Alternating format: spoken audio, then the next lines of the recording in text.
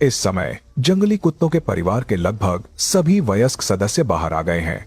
वे विल्डबीस्ट के झुंड का करीब से पीछा करते हैं। उनके पीछा करने पर कुछ विल्डबीस्ट झुंड से अलग हो गए और जब शिकार इस बिंदु पर पहुंच जाता है, यह इंगित करता है कि सफलता दूर नहीं है। जंगली कुत्तों द्वारा जानबूझकर किए गए अलगाव के तहत एक युवा विल्डबीस्ट उनके द्वारा घेर लिया गया था।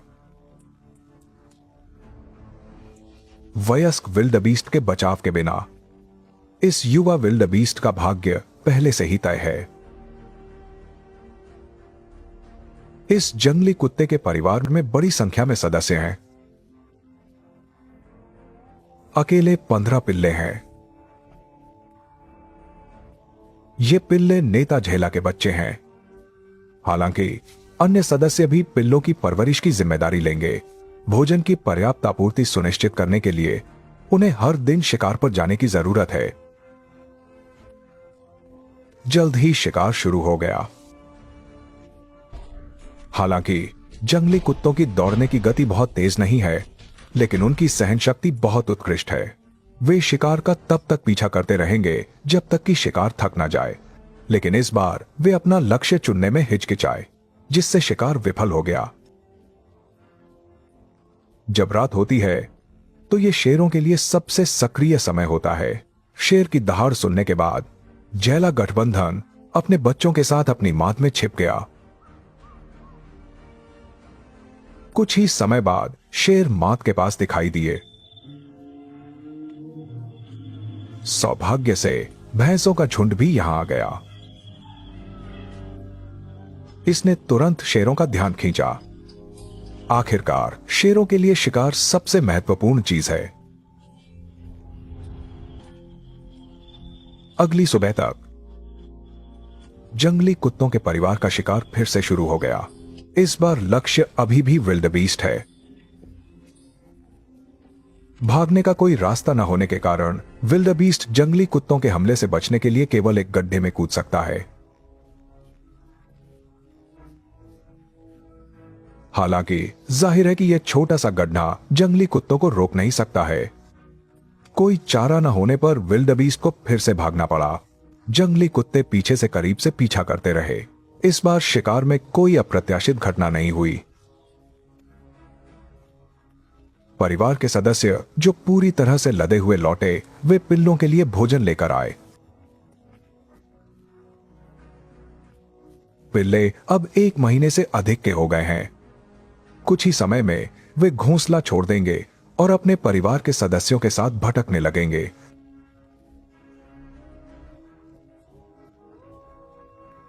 हालांकि वे अभी भी बहुत छोटे हैं, लेकिन कुछ पिल्लों ने पहले ही मतभेद दिखाना शुरू कर दिया है, सब कुछ तलाशने की जिज्ञासा के साथ। जैसे जैसे समय बीतता गया, घास के मैदानों में बरसात का मौसम आ गया और पूरा घास का मैदान फिर से जीवंत हो गया है। इस अवधि में कई जिंदगियों का भी जन्म होता है और जंगली कुत्तों के परिवार के पिल्लों के आकार में भी बहुत बदलाव आया है। दुर्भाग्य से 15 पिल्लों में से केवल 9 ही बच पाए। हालांकि ये जीवित रहने की दर पहले से ही बहुत अधिक है। जैसे जैसे पिल्ले बढ़ते हैं, ये इंगित करता है कि शिकार को अधिक बार करने की आवश्यकता है। शिकार की रणनीति पहले जैसी ही है। वे विल्डबीस्ट के झुंड का करीब से पीछा करते हैं। विल्डबीस्ट ने फिर से पानी में छिपने का विकल्प चुना। इस बार यह एक बुद्धिमानी भरा कदम लग रहा था। पानी की गहराई जंगली कुत्तों की पहुंच से बाहर थी। अंत में वे केवल उस शिकार को छोड़ सकते थे जो उनकी आंखों के ठीक सामने था। हालांकि पिल्लों की खातिर उन्हें आराम करने का समय मिलने से पहले ही वे फिर से शिकार की तलाश करने लगे। जल्द ही उनका एक नया लक्ष्य था। हालांकि उन्होंने कुछ समय पहले ही एक भयंकर शिकार किया था, लेकिन इस समय उनकी अत्यधिक सहनशक्ति परिलक्षित होती है। इस बार शिकार आखिरकार सफल रहा। इस काले मृग के साथ परिवार के सदस्य मुश्किल से ही भरपेट भोजन कर सकते हैं। परिवार के सदस्यों की सावधानी पूर्वक देखभाल के तहत पिल्ले बहुत तेजी से बढ़ते हैं। कुछ समय बाद वे परिवार के सदस्यों को एक साथ शिकार करने में मदद कर पाएंगे। लेकिन अब वे अभी भी बचपन की शरारतें बनाए रखते हैं। हर दिन वे जो करना सबसे ज्यादा पसंद करते हैं वह है लड़ना और खेलना। कुछ ही समय बाद जंगली कुत्तों का परिवार फिर से शिकार की राह पर चल पड़ा। पहले के विपरीत इस बार शिकार में पिल्ले भी शामिल थे। वयस्कता में यह उनका सबसे महत्वपूर्ण कदम है। पिल्ले भी बहुत होशियार होते हैं। वयस्क जंगली कुत्तों का करीब से पीछा करते हुए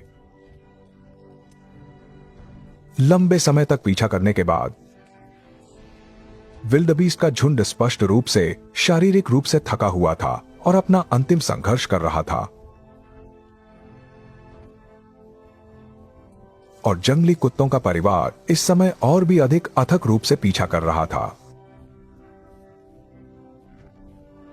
थोड़ी दूरी तक पीछा करना जारी रखने के बाद शिकार आखिरकार सफल रहा।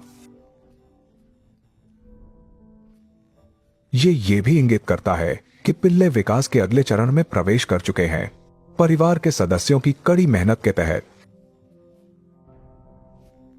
हालांकि 15 पिल्लों में से केवल 7 ही बचे थे, लेकिन यह निस्संदेह बहुत सफल रहा।